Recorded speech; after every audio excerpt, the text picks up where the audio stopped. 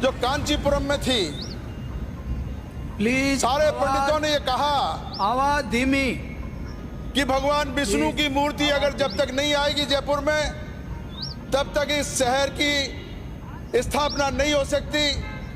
और उस मूर्ति को लेने के लिए यहाँ से जो हीदा मीणा था, वो हीदा मीणा को महाराज ने कांचीपुरम भेजा।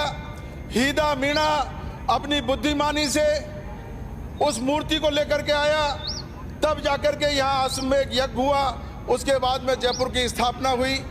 तो ऐसा शहर जो वास्तु शास्त्र के हिसाब से बसा हुआ है, हमारे पंडित और विद्वानों के अनुसार बसा हुआ है, हमारे चौपड़ और वास्तु शास्त्र को मिलाकर के बसा हुआ है, जिससे आज तक इस जयपुर पे कोई संकट सभापति महोदय नहीं आया।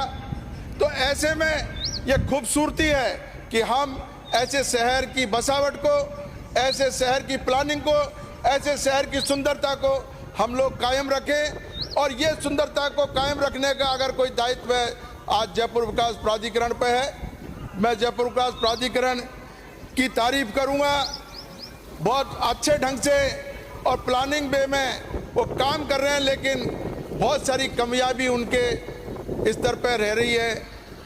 जो सड़कों का नेटवर्क है, मास्टर प्लान जो उन्होंने बनाया, उस मास्टर प्लान के अनुसार जो सेक्टर प्लान है, उस सेक्टर प्लान को लागू नहीं हो पा रहे हैं। इसमें पूरी की पूरी अगर कोई कमी है तो हमारे जयपुर विकास प्राधिकरण में जो इंजीनियरिंग शाखा है और जो डीसीज हैं, वो क्षेत्र में नहीं जाकर के सड़कों का निरीक्षण नहीं करते हैं। जो आप लोगों ने नियमन करवाया, जो भूमि आपने समर्पित करवा ली, और समर्पित करवाने के बाद में भी आप उस पर डिमार्केशन नहीं करके सड़कों का नेटवर्क नहीं जोड़ रहे हो, इससे शहर की सुंदरता खराब हो रही है। जब उसमें अतिक्रमण हो जाता है, उसके बाद में जाकर के आप तोड़ फोड़ करते हो। तो ये सारी की सारी चीज़ें अगर जयपुर विकास प्राधिकरण ध्यान से पहले अगर इसमें पूरी तरफदारी करे, पूरी कार्रवाई करे, तो मैं समझता हूँ जयपुर की सुंदरता और उसकी खूबसूरती और आगे बढ़ सकती है।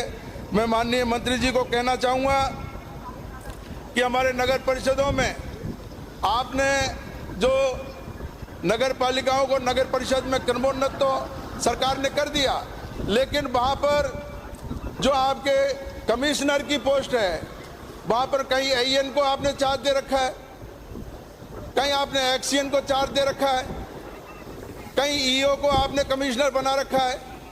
वहाँ पर नगर परिषदों में रेवेन्यू अधिकारी नहीं है। आपने मास्टर प्लान लागू कर दिया, लेकिन मास्टर प्लान में लैंड यूज को समझने वाला कोई नहीं है।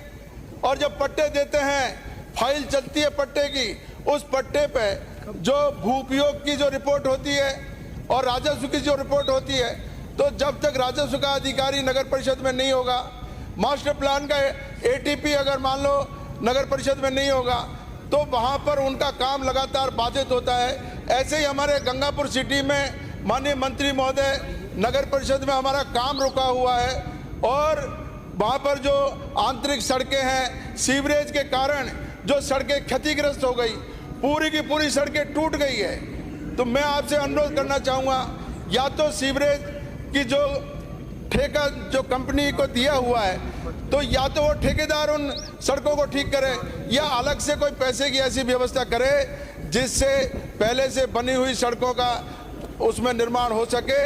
इससे शहर जो पहले अच्छी सड़कें बनी हुई थी, वो अच्छी सड़कें भी सीवरेज के कारण टूट गई है। पूरा शहर हमारा अस्त व्यस्त हो गया है, वहाँ पर नियमन का काम रुका हुआ है। मैं आपसे अनुरोध करूँगा, हमारे नगर परिषद में गंगापुर सिटी में जो भी वहाँ पर स्टाफ की कमी है और जो पैसे की कमी के कारण जो सड़कों का जो बिल्कुल ही जो है सत्यानाश जो है उसने सीवरेज कंपनी ने कर रखा है, मैं आपसे अनुरोध करूंगा कि वहाँ पर आप ध्यान दें। और गंगापुर में आपको एक और मैं निवेदन करूंगा, गंगापुर में जो हमारे पट्टों की भ्रष्टाचार की जो एक शिकायत आपके पास आई थी, वो एसडीओ ने वहाँ आपके यहाँ जांच रिपोर्ट भी भेज दी और उसके खिलाफ जो आरोप प्रमाणित हुए वो आरोप प्रमाणित होने के बाद में भी प्लीज यहाँ पर कोई कार्रवाई आपकी तरफ से नहीं हो पाई है। मैं आपसे अनुरोध करूंगा उस पर ध्यान दे करके और उस पर कार्रवाई कराएं और गंगापुर में जो सड़कों का जो हाल खराब है वो सड़कों को दुरुस्त कराने का काम कराएं। धन्यवाद। जय हिंद। श्री संदीप जी शर्मा।